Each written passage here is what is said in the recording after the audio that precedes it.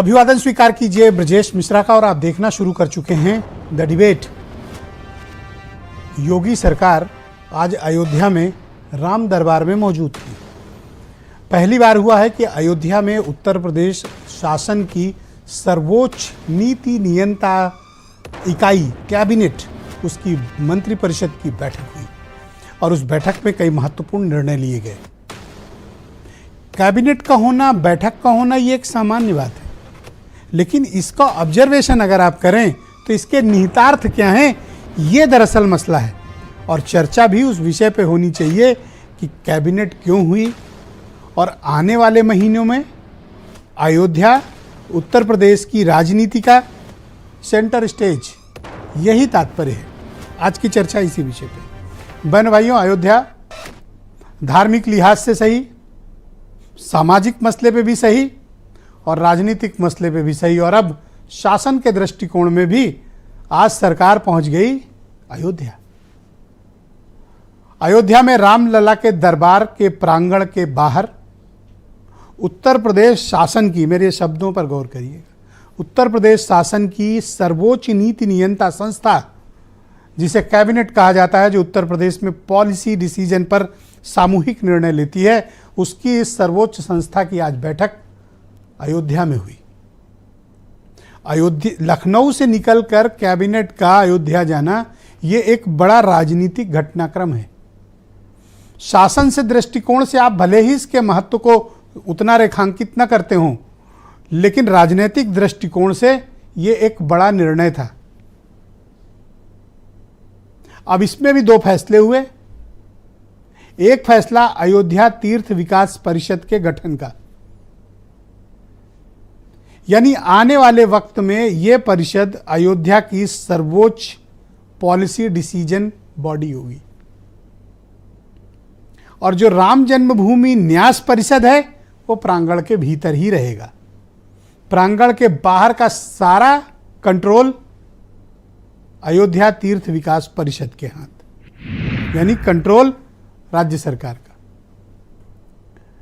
अब जिस तरह के डेवलपमेंट के काम, रिलीजियस एक्टिविटी और अयोध्या को सजाने और संवारने का काम चल रहा है, उससे ये स्पष्ट है कि अयोध्या के वैभव को वापस स्थापित किया जा रहा है। साथ ही यूपी में जब पूरे देश में चुनाव होंगे तो पार्लियामेंट के इलेक्शन में अयोध्या सेंटर स्टेज का मुद्दा होगा। क्यों होगा? प्रश्न होना चाहिए। बिल्कुल होगा। उसकी शुरुआत आज 9 तारीख से आप मान लीजिए। मंत्रिपरिषद की बैठक का होना, वहां महत्वपूर्ण निर्णय लेना और तीर्थ विकास परिषद का गठन करके यूपी सरकार अयोध्या को लखनऊ के बाद दूसरा सबसे महत्वपूर्ण स्थल घोषित कर चुकी है। यानी आने वाले दिनों में अयोध्या को लेकर पूरी की पूरी तैयारी सरकार और भारतीय जनता पार्टी की है। मंदिर निर्माण अपने आखिरी चरण में है और 22 जनवरी को इस देश के प्रधानमंत्री नरेंद्र मोदी प्राण प्रतिष्ठा कार्यक्रम में स्वयं मौजूद रहेंगे। पूरी दुनिया इसकी साक्षी बनेगी। मंदिर का निर्माण उम्मीद है कि जनवरी के दूसरे सप्ताह तक पूर्ण हो जाएगा। प्रथम चरण का काम पूरा होगा, दूसरे फेजेस आगे बढ़ते रहेंगे। तो बहनों भाइयों, क्या होगा आने वाले वक्त में? दिसंबर महीने के पहले हफ्ते के पश्चात मंदिर आंदोलन, मंदिर से जुड़े कार्यक्रम, मंदिर से जुड़े हुए आयोजनों की पूरी एक व्यापक श्रृंखला शुरू होने जा रही है। गांव-गांव अक्षत पूजे जाएंगे, गांव-गांव शिलाएं पूजी जाएंगी और जनवरी में ये कार्यक्रम समाप्त होने के पश्चात 22 तारीख को पूरे देश भर से श्रद्धालु वहां पहुंचेंगे। भारतीय जनता पार्टी अपने इसके बिगेस्ट अचीवमेंट के तौर पर प्रस्तुत करने जा रही है। यही कारण है कि राज्य सरकार आज पूरी कैबिनेट लेकर वहां पहुंच गई। और थोड़ा मोड़ा नहीं बहनों भाइयों, अयोध्या शहर के 4 किलोमीटर के अराउंड 30,000 के डेवलपमेंट वर्क्स चल रहे हैं, 30,000 करोड़ के, राज्य और केंद्र सरकार के। यानी आने वाले दिनों में अयोध्या की भव्यता का जो स्वरूप है उसका आकलन आप कर सकते हैं। कुछ लोग कहेंगे कि इस पे राजनीति हो रही है। राजनीति इस देश में कौन सी ऐसी चीज है, नहीं होती। खाने पीने तक में जिस देश में राजनीति होती हो, उस पर धार्मिक आस्थाओं पर राजनीति न हो, ऐसा हो ही नहीं सकता। ये तो अवश्यंभावी है और ऐसा होगा। बीजेपी के लिए यह अचीवमेंट है।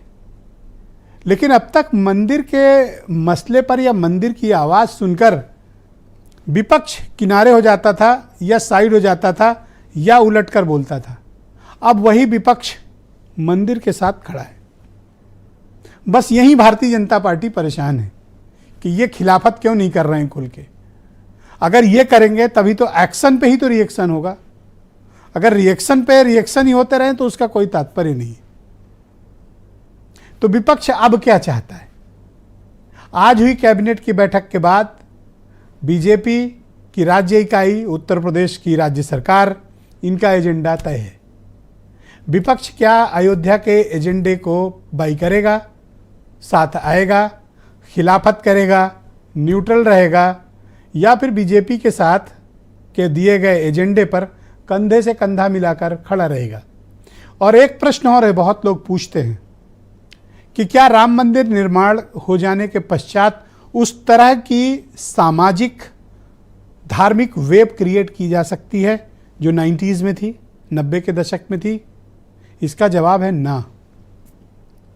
ना वैसा राजनीतिक माहौल है, ना वैसा सामाजिक माहौल है, और ना उसके तब के जैसी व्यवस्थाएं। अब कम्युनिकेशन का ज़माना है, हर चीज़ हर आदमी को पता है। तो उस तरह की रिसाउंड बीजेपी क्रिएट नहीं कर पा रही है। लेकिन कोशिश जरूर होगी अक्षत पूजन से लेकर प्राण प्रतिष्ठा के दौर तक, और उसके पश्चात राज्यवार, जिलावार, प्रांतवार श्रद्धालुओं को अयोध्या पहुंचने की। लेकिन जब लाखों लोग अयोध्या पहुंचेंगे, क्या वहां पर इंतजाम काफ़ी हैं? बहनों भाइयों, आज की डेट में तो ना काफ़ी हैं। लेकिन ये राज्य सरकार के सामने चैलेंज होगा कि वो काफ़ी बंदोबस्त वहाँ करें, क्योंकि वहाँ पहुँचने वालों की तादाद बेकाबू होने वाली है। आज की चर्चा हम इस विषय पर करने वाले हैं। आप कुछ बयान सुन लें, फिर आज की डिबेट को हम आगे बढ़ाएंगे। श्रद्धालुओं और पर्यटकों की जो भारी संख्या यहाँ पर आने जा रही है, उसको ध्यान में रखते हुए यहाँ पर श्री अयोध्या धाम तीर्थ विकास परिषद के गठन का भी प्रस्ताव रखा गया है और इसको हमारी कैबिनेट ने पास किया है। यहाँ के पर्व, यहाँ के त्यौहार, यहाँ की व्यवस्था को और अच्छे ढंग से कोऑर्डिनेट करते हुए स्थानीय स्तर पर, राज्य स्तर पर, केंद्र सरकार के सहयोग से और अन्य विभिन्न धर्मार्थ संस्थाओं के सहयोग से इसे कैसे हम आगे बढ़ा सकते हैं, इसके लिए इस प्रस्ताव को भी हम लोगों ने पास किया। भारतीय जनता पार्टी के लोग झूठ बोलने वाले लोग हैं।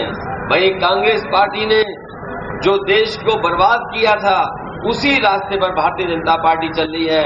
निश्चित तौर से अयोध्या आस्था का केंद्र है और धार्मिक स्थान है, उसको धर्म से ही वहां रहना चाहिए। और कैबिनेट मीटिंग करने से, कैबिनेट मीटिंग तो प्रयागराज में भी इन्होंने किया था, उसका क्या जनता के ऊपर क्या असर आया, आप देखिए क्या काम हुए।